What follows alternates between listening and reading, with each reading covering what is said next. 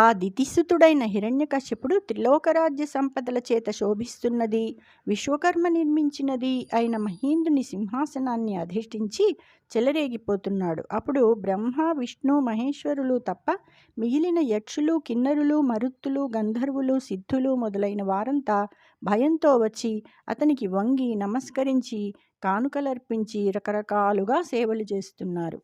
ఏ దిక్పాలురజూచి నేడలుగునో, ఏ దేవు బంధించునో, ఏ దిగ్భాగము మీద దాడిచనునో, ఏ ప్రాణులంజంపునో ఈ దైత్యేశ్వరుడంచు నొండరులు దారింద్రాదులాస్థాన భూవేదిన్ మెల్లన నిక్కి చూతురు భయావిర్భూత రోమాంచులై.